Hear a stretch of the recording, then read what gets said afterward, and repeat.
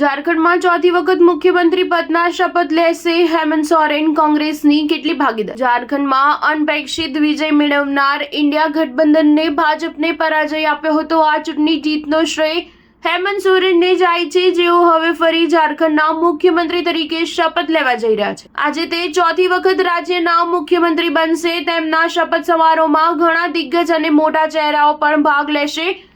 India ગઠબંધનના તમામ મોટા નેતાઓ તેમની હાજરી આપશે, જેમાં રાહુલ ગાંધી અને મલ્લિકાર્જુન ખડગે જેવા દિગ્ગજો પણ સામેલ છે. એટલું જ નહીં, આ સિવાય પીએમ મોદીને પણ આમંત્રણ આપવામાં આવ્યું છે. હાલમાં શપથ ગ્રહણ પહેલા ભારે અસમંજસની સ્થિતિ દેખાઈ રહી છે. હેમંત જૂથ તરફથી એવું કહેવામાં આવી રહ્યું છે કે માત્ર જેએમએમ ચીફ જ સીએમ પદના શપથ લેશે, તો બીજી તરફ કોંગ્રેસ કેમ્પ દાવો કરી રહી છે કે અન્ય કેટલાક ધારાસભ્યો પણ મંત્રી પદના શપથ લેવાના છે. આ અંગે હજુ સુધી કોઈ સ્પષ્ટતા નથી, તેથી અસમંજસની સ્થિતિ જોવા મળી રહી છે. એવી ચર્ચા છે કે કોંગ્રેસ ઘણા મંત્રાલયો પોતાની પાસે રાખવા માંગે છે. કોંગ્રેસના આ વખતે 16 ધારાસભ્યો જીતીને વિધાનસભા પહોંચ્યા છે, એટલા માટે તે પોતાની પાસે ઘણા મંત્રાલય રાખવા માંગે છે. સ્ટાર ન્યૂઝ 7 હંમેશા સચ્ચાઈની સાથે.